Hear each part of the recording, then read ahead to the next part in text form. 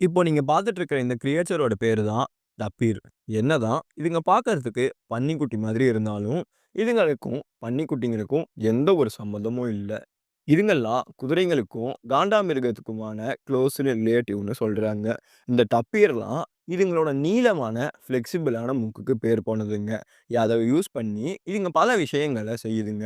Like எப்படி மரக்கிளைகள்ல இருக்கிற பழங்கள சாப்பிட யானைகள் அதுங்களோட தும்பிக்கைய யூஸ் பண்ணி அந்த மரக்கிளைகள பிடிச்சுக்குதோ, அதே மாதிரி இந்த டப்பீர்ஸ்லாவும் இதுங்களோட நீளமான மூக்க யூஸ் பண்ணி மரக்கிளைகள கெட்டியமா பிடிச்சுக்கிறதுக்கு யூஸ் பண்ணுதுங்கன்னு சொல்றாங்க.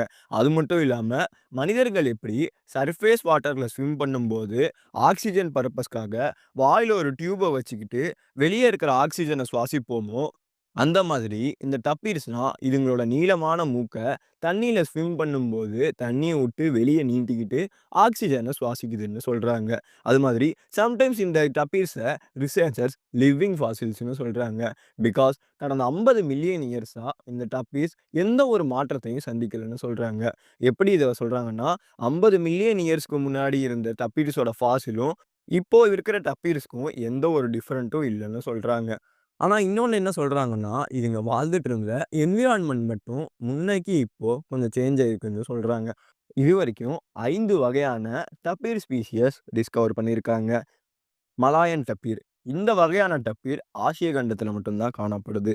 பைரிட் டப்பீர், சவுத் அமெரிக்கன் டப்பீர், மவுண்டைன் டப்பீர். இந்த 3 ஸ்பீசியஸும் அமெரிக்கால தான் காணப்படுது.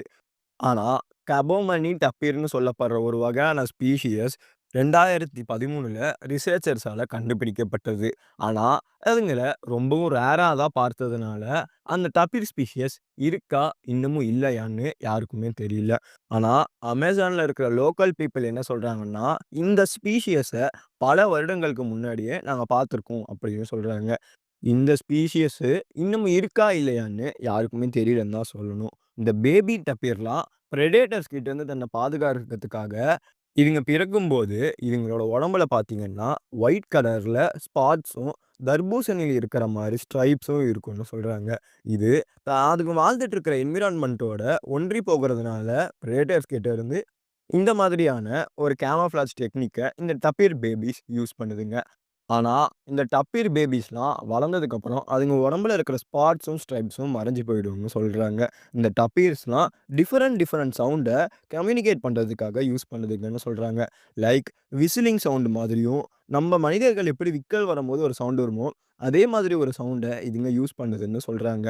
ஒரு சவுண்டும் டிஃபரண்டா இருக்கும்னு சொல்றாங்க. லைக் ஹியூமன்ஸோட ஃபிங்கர் பிரிண்ட் மாதிரி. யானை